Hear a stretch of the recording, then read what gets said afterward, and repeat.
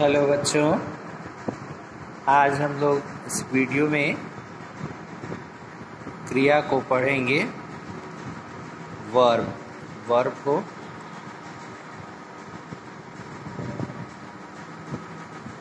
ऊपर दिए चित्रों को ध्यान पूर्वक देखिए कि इसमें क्या क्या क्रियाएं की जा रही हैं। जैसे कि हमको क्रिया को ही पढ़ना है तो इन क्रियाओं को पिक्चर में देखें आप, तस्वीर में, कि कौन क्या क्या क्रिया कर रहा है। तो देखिए, यहाँ एक व्यक्ति है जो ध्यान लगा रहा है। दादाजी हैं जो कुत्ते के साथ टहल रहे हैं, कुत्ते को घुमा रहे हैं। माली पौधों को पानी दे रहा है। कुछ बच्चे क्रिकेट खेल रहे हैं। ये झूला झूल रहा है एक बच्चा। ऊपर दिए चित्र को ध्यान पूर्वक देखिए कि इसमें क्या क्या क्रियाएं की जा रही हैं। कुछ लोग टहल रहे हैं, कुछ बच्चे क्रिकेट खेल रहे हैं, दादाजी कुत्ते को घुमा रहे हैं, आकाश में पक्षी उड़ रहे हैं, एक आदमी ध्यान लगा रहा है, माली पौधों को सींच रहा है, एक लड़की झूला झूल रही है, कुछ लोग योगासन कर रहे हैं। ऊपर दिए इन चित्रों में सभी कुछ न कुछ कर रहे हैं। ये सभी शब्द किसी काम के करने या होने का बोध करा रहे हैं। ऐसे पद क्रिया कहलाते हैं। उदाहरण: खेलना, पढ़ना, सोना, खाना, हंसना, उड़ना, लिखना, चखना, कूदना, सोचना आदि। यानी ऐसे शब्द जो भी है जिससे बोध होता है किसी कार्य का करना या होना, उसको हम क्रिया कहते हैं। अर्थात हम ये कह सकते हैं कि जिस शब्द से किसी काम के करने या होने का बोध होता है उसे क्रिया कहते हैं। जिस शब्द से किसी काम के करने या होने का बोध होता है उसे हम क्रिया कहते हैं। धातु क्या है, आइए समझते हैं इसको। क्रिया का मूल रूप धातु कहलाता है। क्रिया का ही जो मूल रूप है वह धातु कहलाता है। अर्थात क्रिया के अनेक रूपों में जो अंश समान रूप से मिलता है उसे क्रिया की धातु कहते हैं। उदाहरण देखिए, कह रहा है कि अनेक रूपों में, क्रिया के अनेक रूपों में जो अंश समान मिलता है, यानी कोई भी रूप हो लेकिन कुछ अंश उसमें क्या है, एक समान रहेगा, तो उसको हम धातु कहते हैं, क्रिया की धातु कहते हैं। उदाहरण देखिए, जैसे मैंने खाना खाया, मैं खाना खा चुका, मैं खाना खा रहा हूँ। ठीक है। राधा ने पुस्तक पढ़ी, राधा पुस्तक पढ़ेगी, राधा पुस्तक पढ़ती है। देखिए, इसमें जो है खा जो है, खा इसमें भी है, इसमें भी है, इसमें भी। रूप अलग अलग है। खाना खाया, खाना खा चुका, खाना खा रहा हूँ। लेकिन जो खा शब्द है वह तीनों में, जो यहाँ पे कह रहा है कि क्रिया के अनेक रूपों में जो अंश, यानी जो अंश समान रूप से मिलता है, तो जो अंश, तो वह अंश क्या है, वह खा है। इसमें भी है और इस सेंटेंस में भी है और इस सेंटेंस में भी है। और इसमें जो है पढ़ी, पढ़ेगी और पढ़ती है, यानी इसमें पढ़, तीनों में जो है अंश रूप जो है क्या है, पढ़ है। तीनों वाक्यों में है।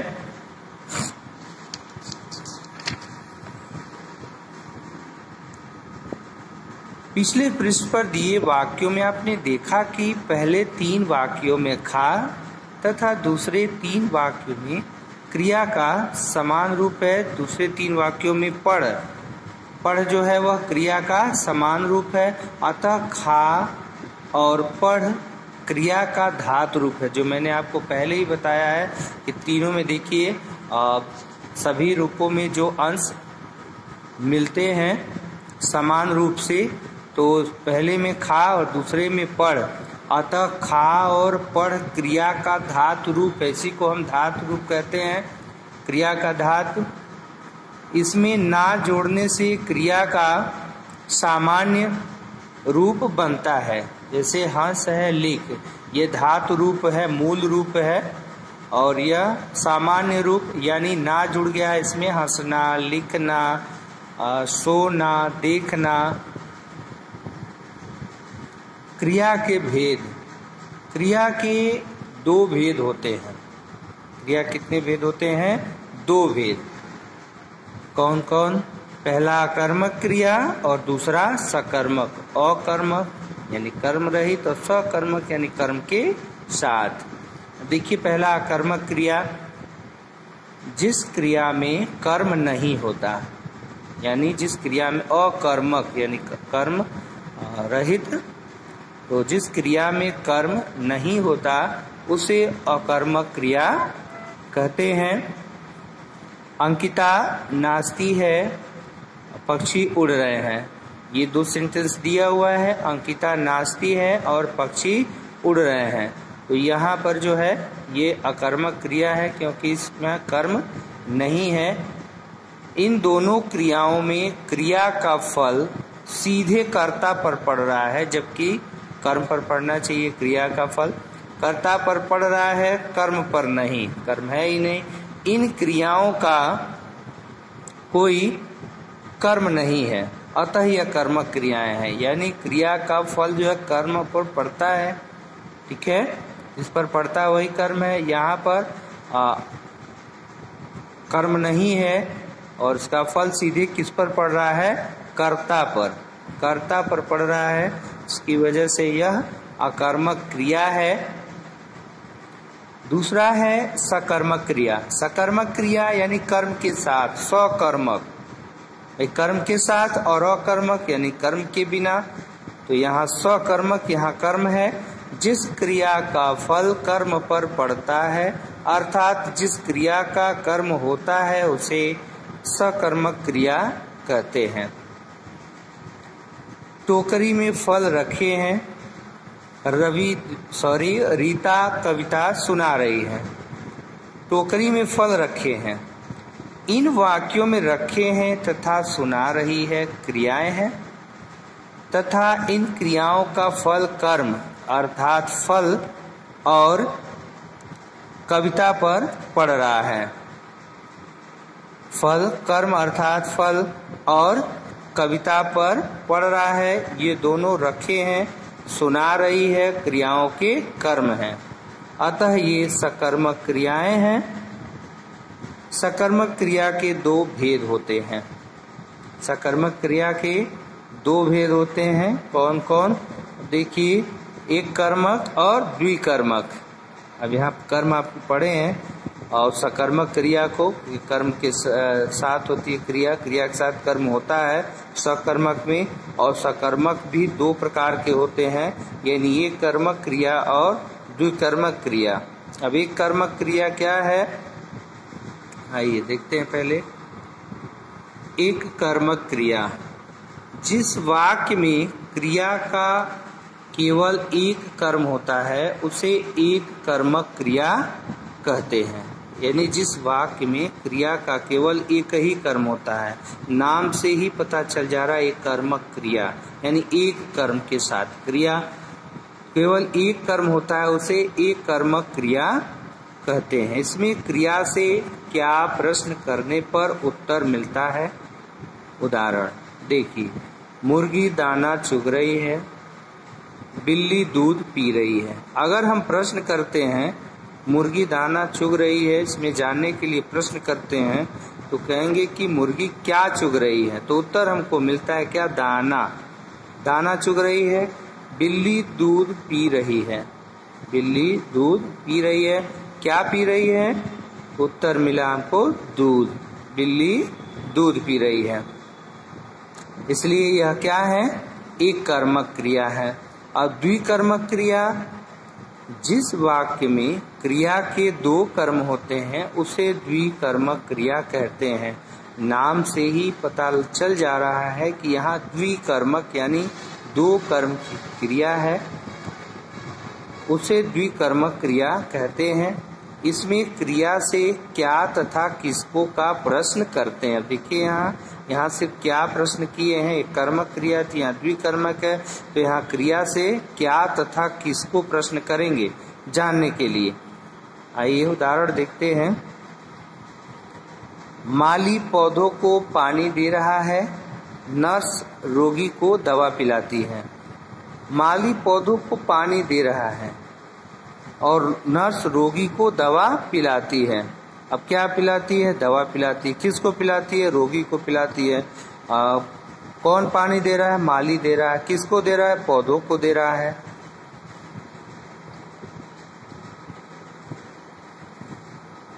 उपरोक्त दोनों वाक्य द्विकर्मक क्रिया के उदाहरण हैं। दोनों वाक्य जो हैं यह द्विकर्मक क्रिया के उदाहरण हैं। माली पौधों को पानी दे रहा है। क्या दे रहा है? पानी। किसको दे रहा है? पौधों को। नर्स रोगी को दवा पिलाती है। क्या पिलाती है? तो दवा पिलाती है। किसको पिलाती है? रोगी को पिलाती है। दवा इसको, रोगी को। विशेष, तो यह द्विकर्मक क्रिया हो गई। विशेष क्या है? ध्यान रहे, द्विकर्मक क्रिया में दो कर्म होते हैं। एक कर्म क्रिया के समीप होता है और दूसरा क्रिया से अपेक्षाकृत दूर होता है। मुख्य कर्म कारक चिन्ह रहित होता है तथा गौण कर्म कारक चिन्ह सहित होता है। उदाहरण, माली पौधों को पानी देता है। इस वाक्य में क्रिया का मुख्य कर्म क्या है? पानी है तथा पौधों को गौण कर्म है। पौधों को गौण कर्म है। अब प्रयोग की दृष्टि से क्रिया के भेद, यानी ये तो थे क्रिया के भेद। क्रिया के भेद, दो भेद, सकर्मक क्रिया, कर्मक क्रिया, और अभी हम पढ़ रहे थे सकर्मक क्रिया। सकर्मक क्रिया भी दो प्रकार की होती है, वह एक कर्मक और द्विकर्मक। एक कर्मक यानी एक कर्म होता है और द्विकर्मक में दो कर्म के साथ होती है क्रिया। अब हम पढ़ते हैं प्रयोग की दृष्टि से क्रिया के भेद। प्रयोग की दृष्टि से क्रिया के कितने भेद होते हैं? देखिए, पहला जो है सामान्य क्रिया। क्रिया का सामान्य या सरल रूप सामान्य क्रिया कहलाता है। उदाहरण, मीरा ने आइसक्रीम खाई, बाग में फूल खिला। खिला और खाई। संयुक्त क्रिया, जब एक से अधिक क्रियाओं का प्रयोग एक क्रिया के रूप हो तो उसे संयुक्त क्रिया कहते हैं। कह रहा कि जब एक से अधिक क्रियाओं का प्रयोग एक क्रिया के रूप हो तो उसे एक संयुक्त क्रिया कहते हैं। उदाहरण, मीरा ने आइसक्रीम खा ली। प्रियांशी किताब पढ़ चुकी।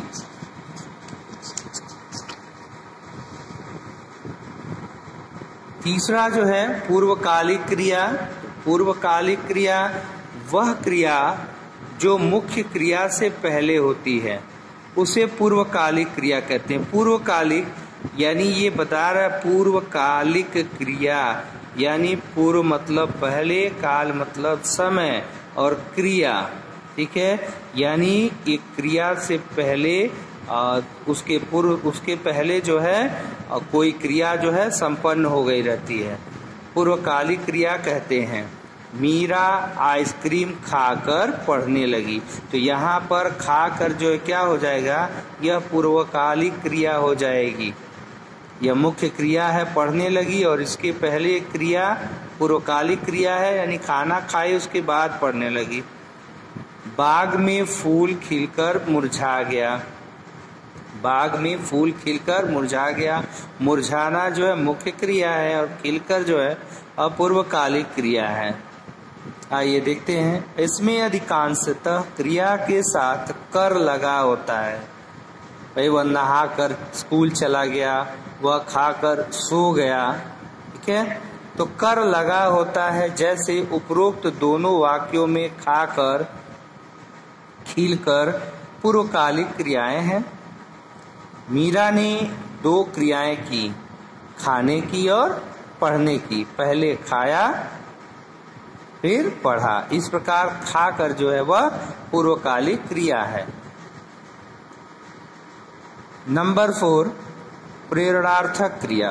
प्रेरणार्थक क्रिया जहाँ कर्ता स्वयं काम न करके किसी अन्य से काम करवाता है वहाँ प्रेरणार्थक क्रिया होती है। उदाहरण, अध्यापिका ने बच्चों से चार्ट लगवाया। अध्यापिका ने बच्चों से चार्ट लगवाया। माँ ने धोबी से कपड़े धुलवाए।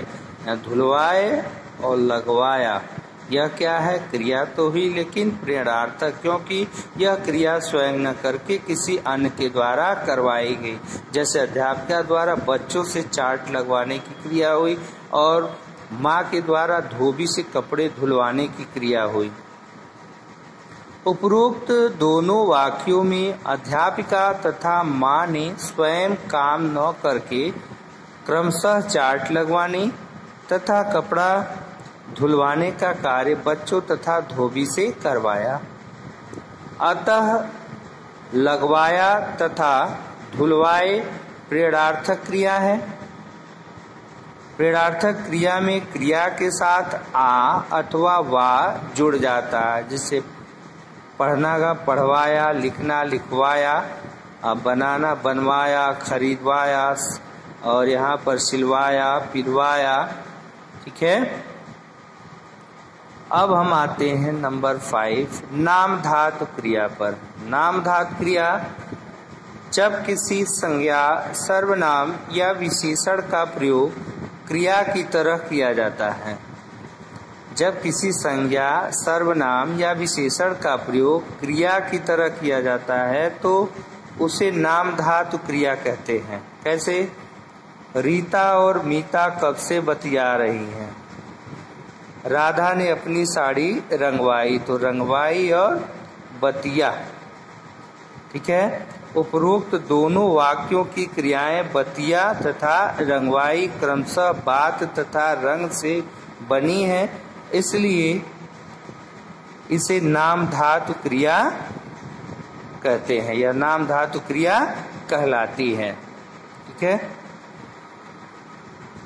तो स्टूडेंट, आज के वीडियो में बस इतना ही। अब इसके आगे के भाग को लेकर के फिर हम उपस्थित होंगे नेक्स्ट वीडियो में। तो स्टूडेंट, तब तक के लिए टेक केयर, बाय बाय।